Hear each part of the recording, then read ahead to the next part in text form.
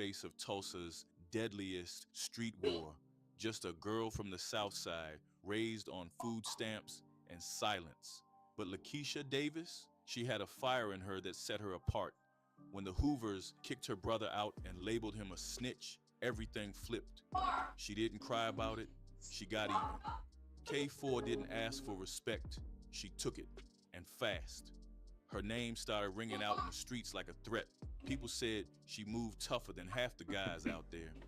Then came the broad daylight shooting, the one that turned her from a street name into breaking news. A man gunned down in a parking lot. No hesitation, no second thoughts. What happened in those few seconds and everything that followed shook Tulsa's gang scene to its core. But to really understand her story, we've got to break down the Tulsa gang scene first. Now, when people talk about gang-infested cities in the U.S., the usual names pop up: Chicago, LA, Detroit. But Tulsa, it actually ranks high on the list, and that surprises a lot of people. Back in the 70s and 80s, the gang presence in Oklahoma started making itself known. You could see it in the graffiti tagging up shopping centers and housing projects. Phrases like Crips are all and Bloods rule started showing up everywhere. That was the early warning sign. Then, on August 27th, 1986, the That's a Oklahoman tuba. That's ran an not tuba, article. bro. That is not tuba, bro. How'd I tell you? That shook people up. Rumors were flying that gang organizers from LA had come to Tulsa. Their goal: I don't know. recruit Some young, broke, K4. bored teens and mold them into organized K4 crews. Drug top dealers, demon. thieves, pimps, real street-level soldiers. At the time, Thomas Brown, a staff member at Higher Dimensions Family Church, wasn't surprised. He said Tulsa was like a baby version of LA, slowly growing into a full-blown gangland city. And honestly, you could Plus, you it see him, coming. bro. Something on Niggas nigga. thrived What in you on the cities animal? with heavy poverty and little opportunity, and Tulsa had both, especially on the north side.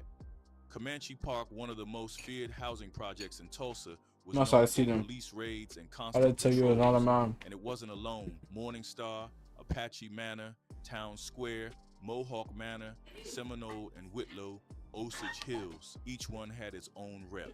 Most of these housing projects were built in the 60s and 70s to help low-income families.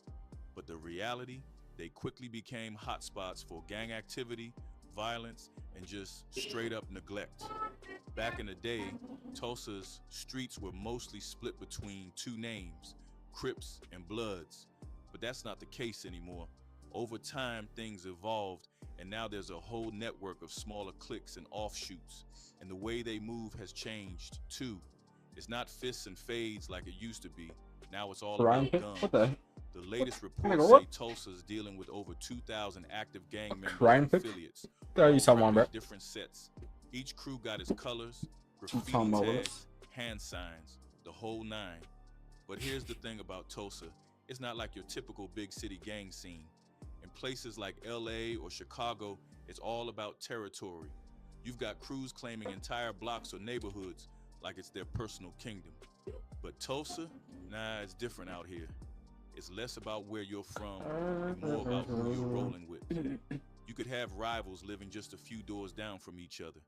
No lines, no borders, just tension waiting to explode. And these gangs, they're not just chilling in the My background. nose. We're talking robberies, burglaries, check scams, drug deals, shootings, the whole nine.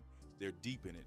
But out of all the crews making noise in Tulsa, none hit harder than the Hoover Crips.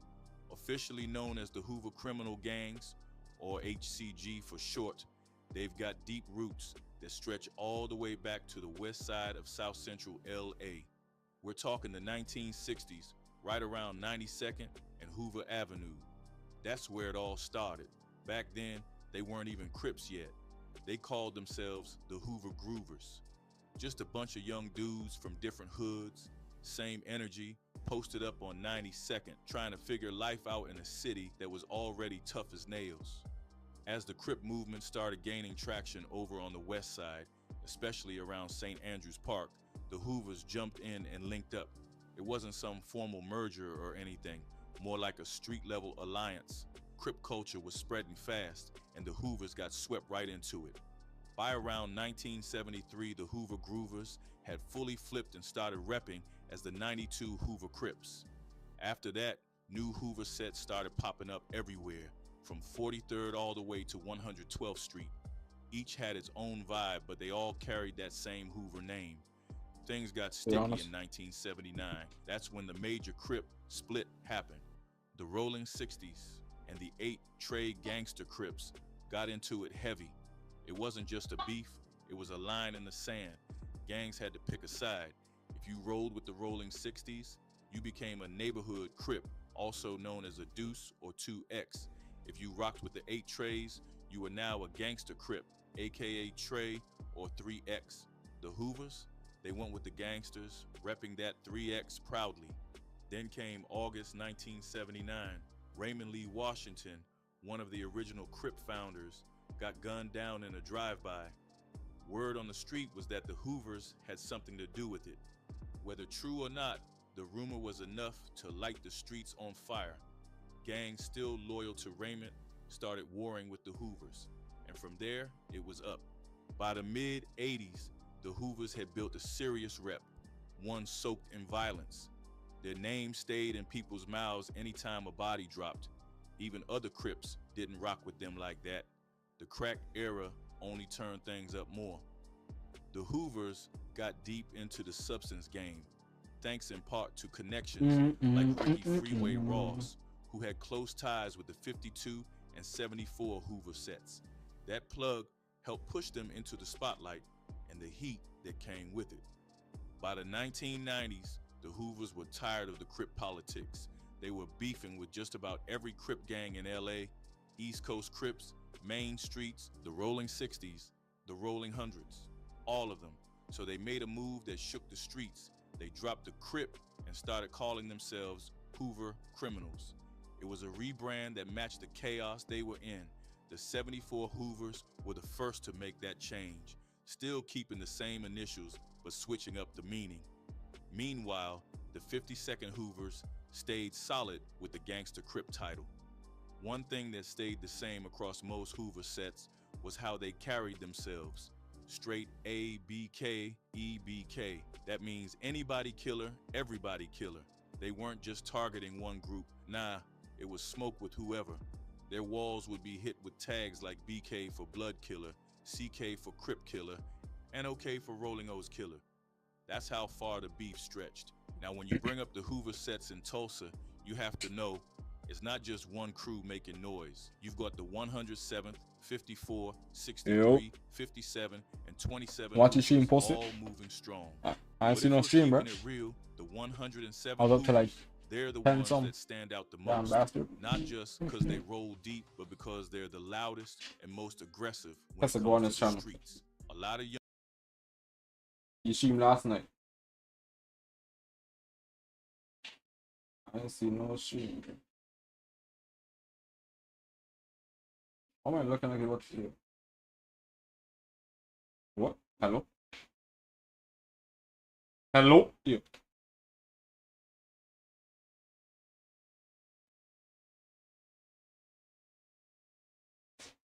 I said the baller. It's not me, you dumbass.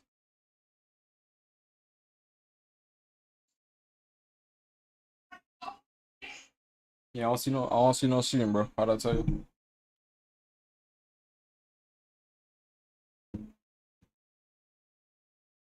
Nigga. What is not the stream I was already in? Are you laced? I thought you were supposed to stream last night, you dumbass.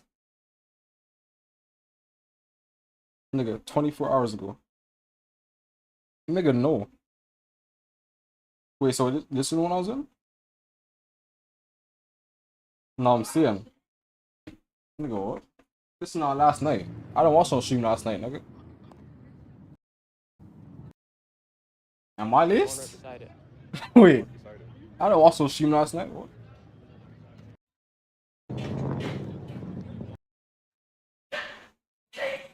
Can I didn't see this one. It's a damn radio there, man. It's not a damn.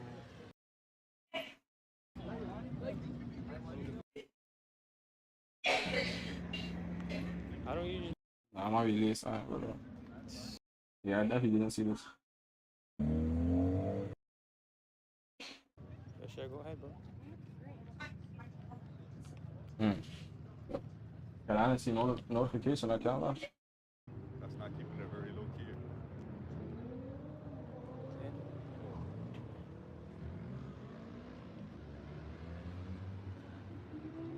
Kids are hard though. You see, look at that, huh? That's an ice cream. It looks like a little meat though. It doesn't look like too many people. I don't think it's ice cream truck. Young guys looked up to them, and that includes Lakeisha Davis. Got Lakeisha it. Davis grew up in Tulsa, I just did. Oklahoma, Are you a laced? city where gang culture runs deep. Yeah, don't do Black drugs. kids are often stuck choosing between the streets That's and something trying put to on the walk bottle. the straight path. Her You story took the is bottle one out. you'll How'd I hear tell you? echoed in every corner of Northeast and South Tulsa. How'd I tell you? Homes without fathers, fridges barely stocked, moms hustling